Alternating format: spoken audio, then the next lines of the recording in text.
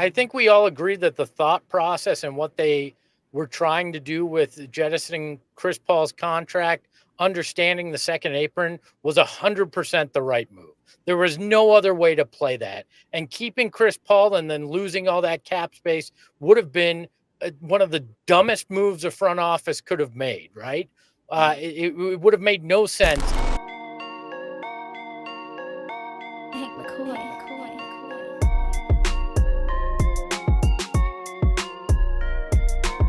Was the deal for Bradley Beal good? Was it bad? Is it too early to tell? Let's kind of dive into things. Gerald, you wrote an article over at gophnx.com, which has a ton of additional information. So guys, make sure you check that out once the show is over. But the biggest question about Bradley Beal and his contract and the move the Suns made to bring him to this team is, could they have done something else with the money instead of bringing in Bradley Beal that would have benefited the team? And Gerald, you went through and you looked at all the guys. So break it down for us. Yeah, so let me take you back to last summer when the Suns have Chris Paul on the books for $30.8 million with only $15.8 million guaranteed. Okay, so they could have waived him and they could have freed up some cap space, but not a ton. They still would have been an over-the-cap team, so they wouldn't have had room to sign free agents. They would have only had the $5 million mid-level exception to sign free agents. So anybody saying like, oh, they could have, cut Chris Paul, got rid of him because he was aging and because he couldn't stay healthy and they needed to move on, but then they could have turned that into another starting point guard, or they could have turned that into depth. That's incorrect. They could have stretched and waived his contract, in which case you're taking the $15.8 million in guaranteed money and spreading it out over 5 years. So about $3 million against the cap per year for Chris Paul, who's no longer on your team. If you did that, you would have gotten just below the line so that you could have freed up the full mid-level exception, which was about $12.4 million. But if you look at the players that were signed for that amount last summer, it really is not that encouraging in terms of what the Suns could have done. You're looking at Javon Carter. You're looking at George Niang. You're looking at Dante Exum, Seth Curry, Gabe Vincent, who I'll admit, I thought he was a guy the Suns should have looked at last summer. But he only played 11 games this season due to injury. So guess what? You're running into an even worse problem than you encountered with Beal. You're looking at guys like Dante DiVincenzo, who, even though he had a great season for the Knicks, was worse in scoring, was worse in assists, was worse in field goal percentage, was worse in three-point percentage than Bradley Beal. So you're still dealing with that overlap at the two-guard spot, except guess what? It's with a guy that's worse than Bradley Beal was this season. The only guy that I will entertain is Dennis Schroeder, but I'm sorry. If you're going to look me in the face and tell me that having Dennis Schroeder just because he's a point guard was better than having Bradley Beal, I'm going to call you crazy for it. Like, there is this narrative that the Suns traded depth for Bradley Beal, that by going in on a third star, they sacrificed depth. They didn't have any avenues to get depth. So what did they do? They went out and got the best possible player that they could have added. And that's the biggest thing for me, is if you want to criticize the Bradley Beal trade and the contract and all that stuff, I get it. But you need to tell me what they should have done instead that would have been better. Miguel Dominguez, I love you, man. I don't know you, but I'm gonna respect you in the best way I can. Stop with the Derrick Jones Jr. bullshit, please, man. Like, come on, man. Derrick Jones Jr. was a flyer minimum contract guy that ended up exceeding expectations. That's what it is. Derrick Jones Jr. is not better than Brad Beal. Guys, can we chill out for a second? 18, 5 and 5 on 51% shooting. That's what Brad Beal brings to the table. 18, 5 and 5 on 51% shooting. And what you think is his worst potentially, right, too. Right. And he's 30 years old. Like, this is becoming insane how much people are pounding on Brad Beal. There are guys that we would pay a lot. I mean, it's hard to find 18, 5 and 5 on 51%. Go find them for me in the league and tell me what they make.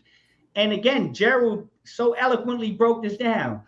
Understand, please listen to Gerald. He knows what he's talking about. He writes these articles, man. He's fucking smart. Like, he just laid it down for you. If you did what you did, the best you would have gotten is a $12 million mid-level exception that would come nowhere near the amount of talent of Bradley Beal. So, yeah, I'm starting to lose my mind with this, guys.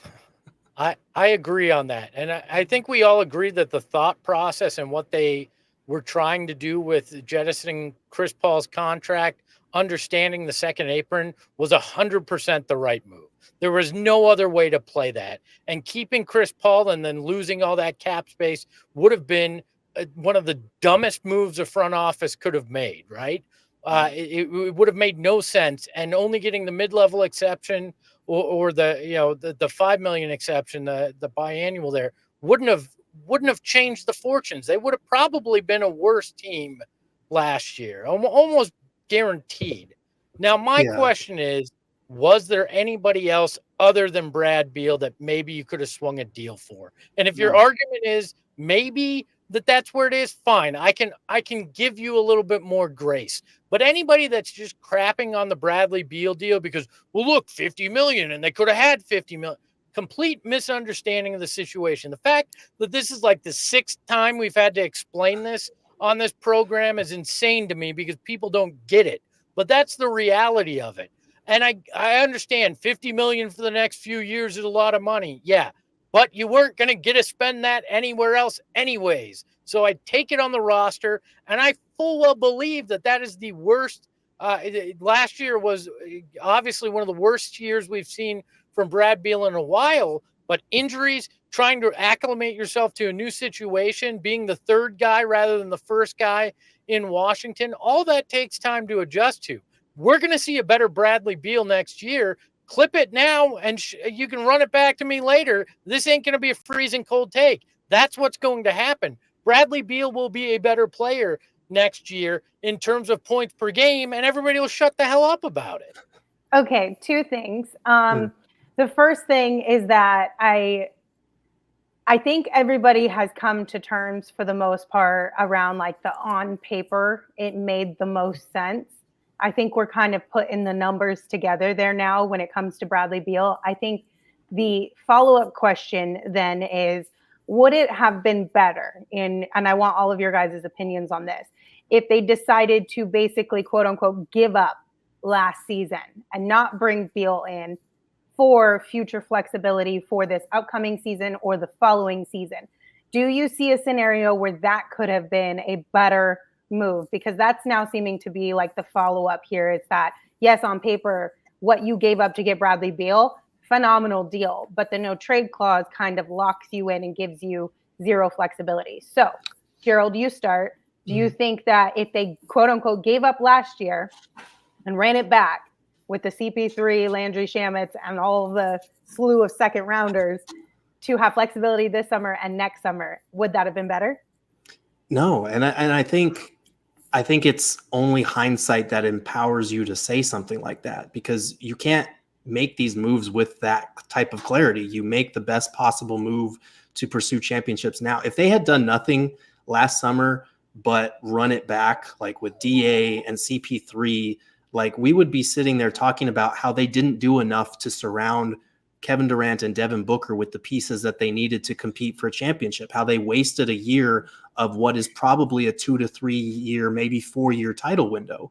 Like, I understand that now looking back, like the grass is always greener on the other side. Oh, we could have, done this and that. We could have run it back. Like Chris Paul's leadership, we needed his leadership. But guys, he was missing a lot of games too due to injury.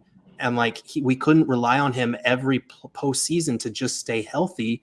And we saw he was kind of a shell of himself that third year. The first 2 years were tremendous. Like I've said multiple times, I think he's a Ring of Honor guy, so I'm not trying to disparage what he brought to the Suns franchise.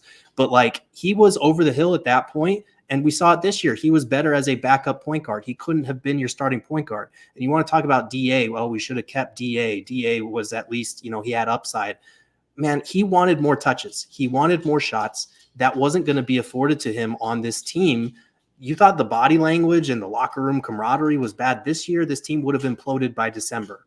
I have it on good authority that they needed a break. They needed a trade for DA, and the offers were not coming in and not being overwhelming. Like there were no good offers for DA. They got what they could. And the fact that they were able to get a starting caliber center and Grayson Allen, who went on to have the best shooting season in the NBA, like that's not nothing. So I don't think running it back was a realistic option.